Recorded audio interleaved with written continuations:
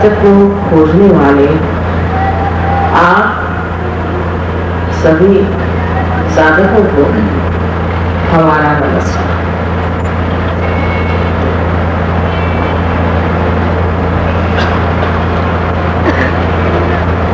सर्वप्रथम ये जान लेना चाहिए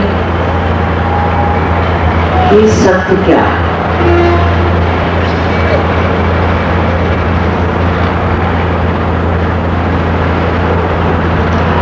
अब जो भी आपके सामने मैं कहना चाहती हूँ उसे आप अंधविश्वास से स्वीकार मत करें।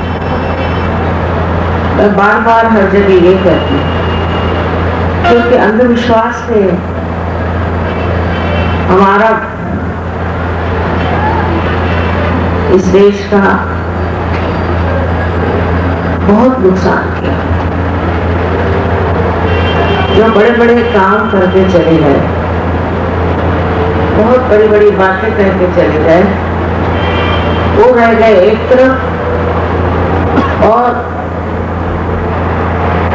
ऐसे लोग कि जो धर्म के नाम पर पैसा कमाना चाहते हैं, धर्म के नाम पर सब गलत सलत रास्तों पे लोगों को डाल देते हैं।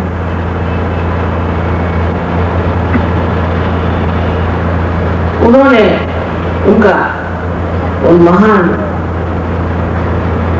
अवतरणों का बिल्कुल पूरी तरह से कार्य नष्ट कर दिया।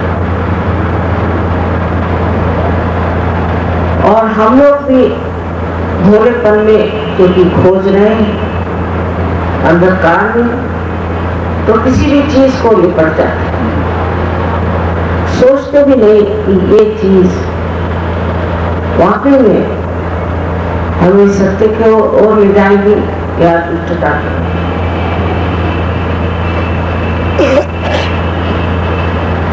खास करके इन लोगों को पैसा चाहिए।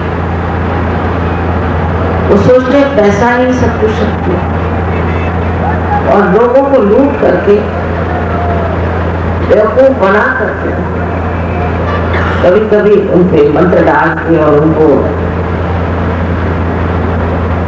मेस्मराइज करके भी रुपया लूटा जाता है। एक चीज जान लेनी चाहिए कि परमात्मा को रुपया पैसा नहीं समझता,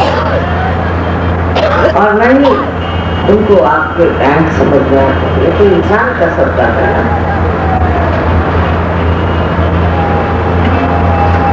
इस तरह के अनेक प्रकार के दुष्ट लोग आज इस कलयुग में आए, और ये घोर कलयुग, और इस अंधेरी रात में ही दिवाली जगानी पड़ेगी। इससे बढ़कर और कोई अंधेरी रात हो नहीं सकती। अपने देश में भी इन दुष्टों ने अंधकार फैला रखा है, और उसके पीछे बड़े बड़े लोग पड़े।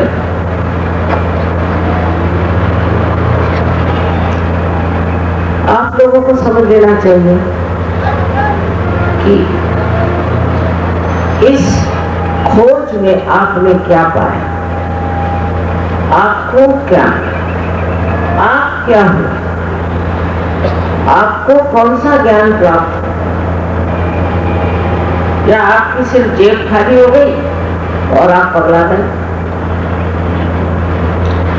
इस प्रकार के अनेक दुष्ट व्यभिचारी लोग कार्यान्वित है, और आपके भोलेपन का फायदा उठा है। इसलिए मैं कहती हूँ कि किसी प्रकार से आप अंधी श्रद्धा मत करें। सर्वप्रथम मैं जो बात कह रही हूँ उसे आप सुनिए, उसको समझिए, और वो अगर सिद्ध हो जाए तो एक जैसे कोई धारणा हो, जैसे साइंस में हाइपोथेसिस कहते हैं, यही समझ करके आप इस पर विचार करें और ये सिद्ध हो जाए तो आपको इसे मान लेना चाहिए। अगर आप ईमानदार आदमी हैं और अगर आप अपना हित चाहते हैं तो इस सत्य को आपको मानना चाहिए।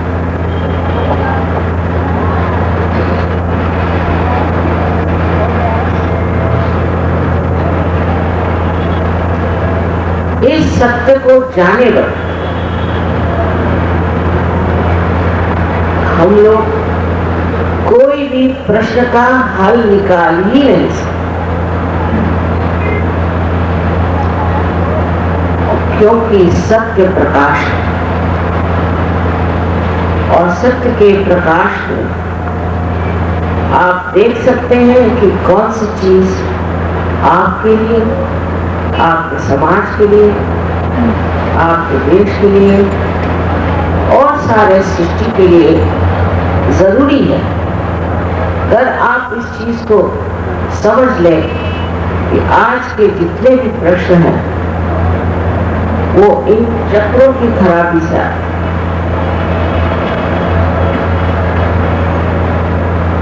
ये चक्र हमारे अंदर धीरे धीरे जैसे जैसे हमारा उत्थान हुआ, उस इवोल्यूशन के ही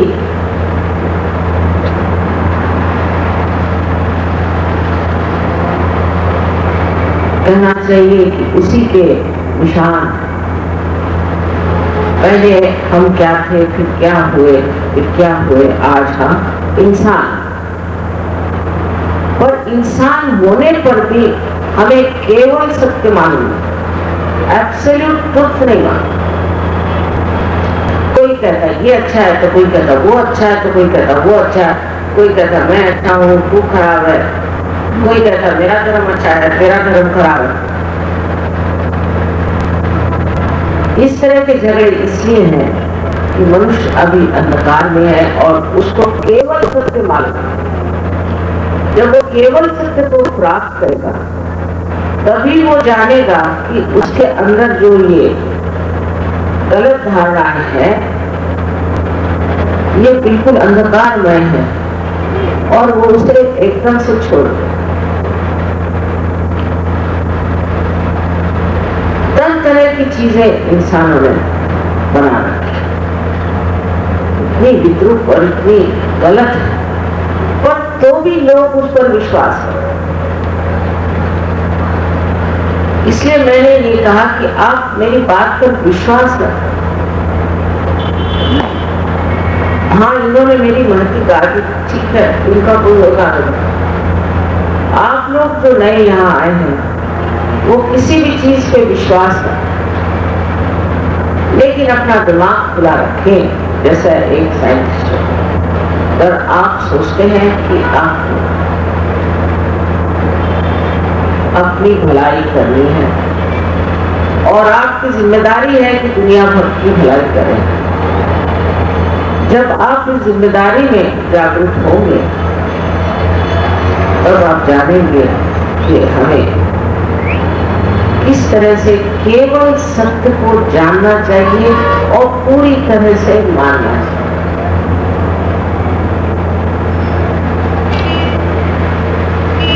भारतवर्ष में अनेक वर्षों से अंग्रेजों ने राज, उनको तो हम लोग पागल समझते थे। कभी हमने ये नहीं सोचा कि ये कोई बड़े भारी लोग हैं, इनसे कुछ सीखने का खास है। हाँ, उनसे अंग्रेजी भाषा जरूर सीखे, लेकिन उनके तौर तरीके ये कोई हमें गवारा नहीं। हाँ, तो सरकारी नौकर जरूर लगे रहते थे क्या। और महात्मा गांधी ने भी जो आंदोलन किया उसमें भी उन्होंने बताया हुआ कि हमें अपने देश के प्रति अत्यंत निष्ठा और हमारे संस्कृति के प्रति अत्यंत श्रद्धा रखनी चाहिए। इसमें हिंदू मुसलमान ईसाई का सवाल नहीं, पर इस देश का जो संस्कृति का बहुत बड़ा आशीर्वाद हमें है, वो आज खो रहा है। मैं देखती हूँ कि टेलीविजन में भी शराब की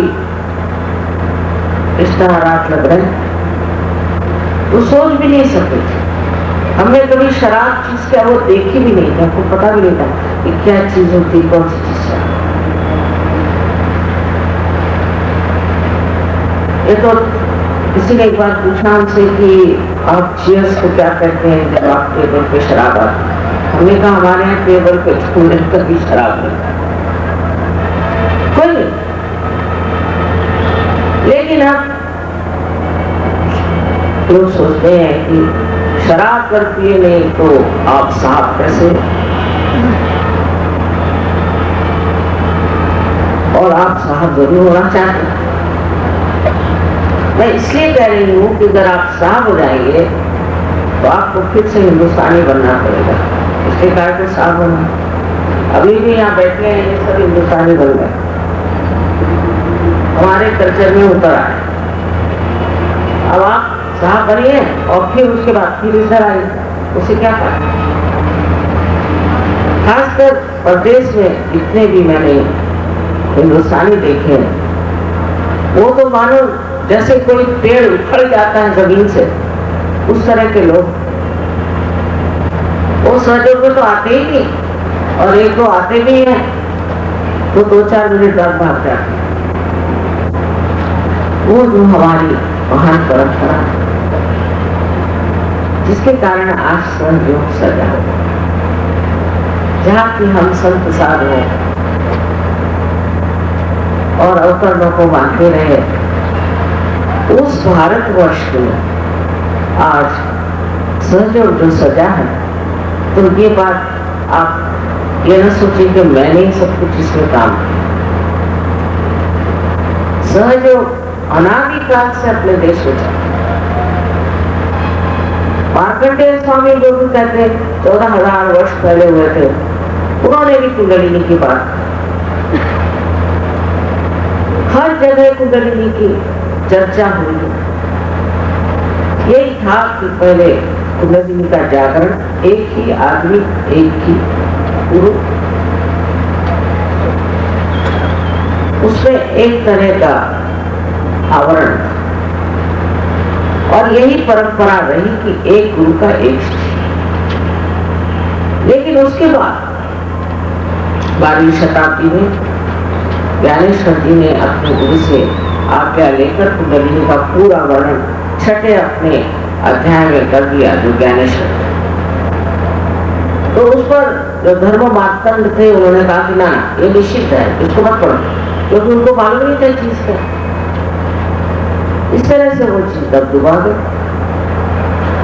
पर 16वीं शताब्दी गुरु नानक, कबीरदास जी और महाराष्ट्र के अनेक संतों ने कुंडलिनी का वर्णन किया कि कुंडलिनी के जागरण के बगैर मनुष्य का कल्याण हो नहीं सकता।